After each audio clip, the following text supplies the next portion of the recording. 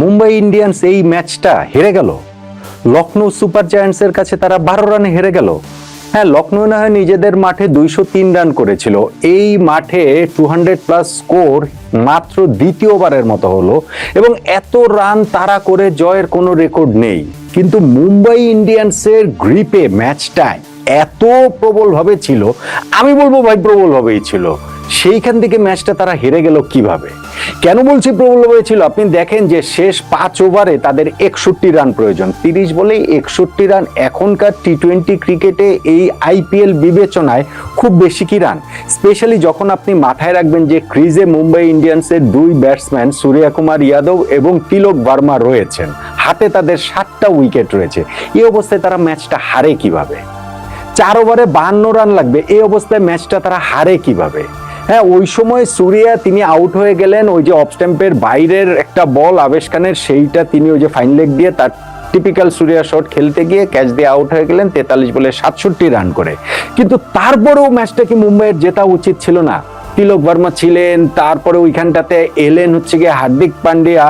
তিলক ভার্মা আসলে ছিলেন বলতে কি, তিনি নামে মাত্র উপস্থিতি তার। আমি খুবই সারপ্রাইজিংলি এই ম্যাচটাতে তিলক ভার্মার যে ব্যাটিং, সেটা বুঝিয়ে দিল যে ক্রিকেট কোথা থেকে কোথায় আসলে নিয়ে যেতে পারে। যেই ব্যাটসম্যান মাত্র ওই কয়েক মাস আগেই আইপিএল এর নিলামে ঠিক আগেই টানা 3টা টি-20 ম্যাচে সেঞ্চুরি করেছেন, সেই তিলক ভার্মাকে আজকে রিটায়ার্ড আউট করে ক্রিজ থেকে তুলে নিতে হয়েছে মুম্বাই ইন্ডিয়ান্সের। তার বদলে পাঠাতে হয়েছে মিচেল স্যান্টনারকে। ভাবা যায়?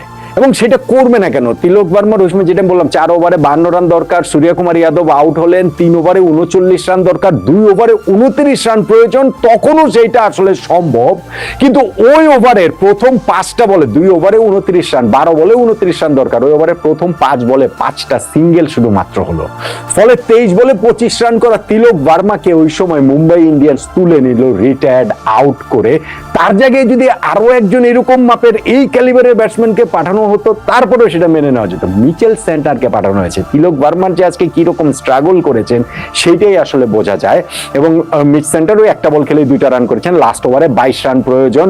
ওই যে শার্দুল ঠাকুরের করা 19 নাম্বার ওভারটাতে মাত্র 7 রান এলো, প্রথম 5 বলে 5টা সিঙ্গেল, লাস্ট বলটাতে 2 রান, হাতছে পাচ্ছে 2 রান আসলে নিলেন মিচ সেন্টার।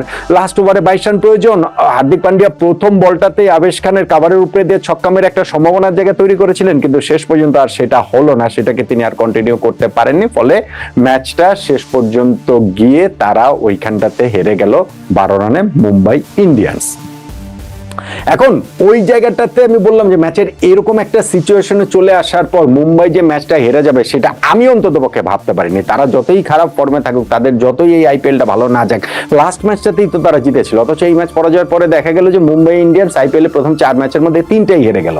এবং এইখানটাতে হচ্ছে গিয়ে চতুর্থ ম্যাচে দ্বিতীয় জয় পেল লখনৌ সুপার জায়ান্ট, যেই জয়ের ভিত্তিটা তাদের তৈরি করে দিয়েছিল 203 রান যে তারা তাদের ব্যাটিং এ করেছে সেইখানটাতে। আর সেইখানটাতে ওপেনিং পার্টনারশিপে মিচেল মার্শ এবং এইডেন মার্কাম স্পেশালি পাওয়ার প্লেতেই তারা হচ্ছে গিয়ে একটা ফ্লাইং স্টার্ট এনে দিয়েছিল। তারা না বলে এইটা মিচেল মার্শের কথাই বলা উচিত, কেননা পাওয়ার প্লের ওইখানটাতে 6 ওভারের মধ্যে 5 ওভারই ব্যাটিং করেছেন মিচেল মার্শ। 5 ওভার মধ্যে হচ্ছে গিয়ে 30টা বলে তিনি ফেস করেছেন, সেই 30 বলে তিনি 60 রান করেছেন।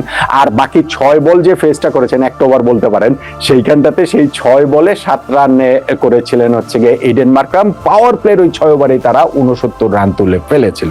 হ্যাঁ, তারপরে গিয়ে ওই পাওয়ার প্লের পরপরই ওইখানটাতে আউট হয়ে গেলেন মিচেল মার্শ।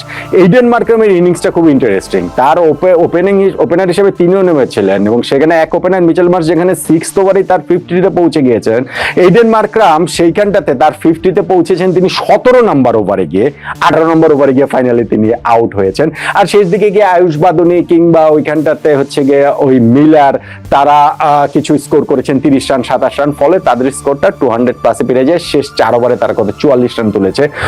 ওই রানটা সময় ওই রেকর্ডগুলোই দেখাচ্ছিল যে লখনৌয়ের এই মাঠে 200+ স্কোর, এটা মাত্র দ্বিতীয় ওভারের মতো হলো, এত রান তারা করে কেউ কখনো জেতেনি।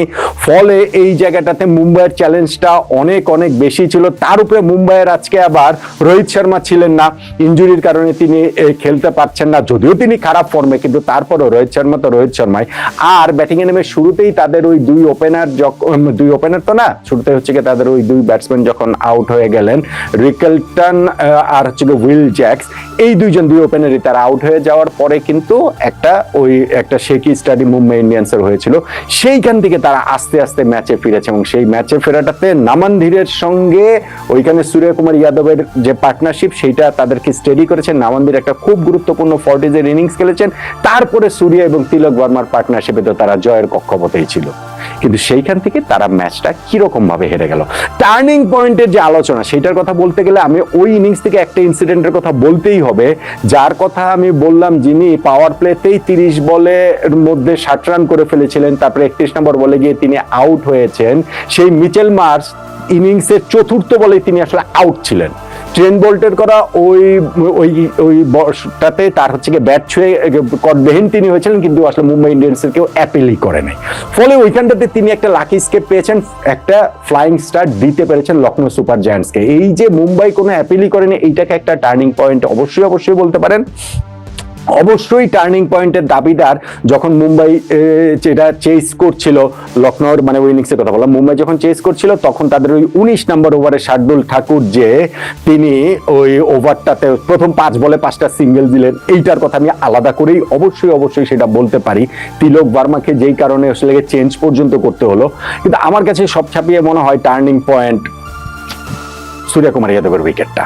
সূর্য যদি থাকতেন তাহলে হচ্ছে ম্যাচটা তিনি জিতিয়ে দিতেন। সূর্য আউট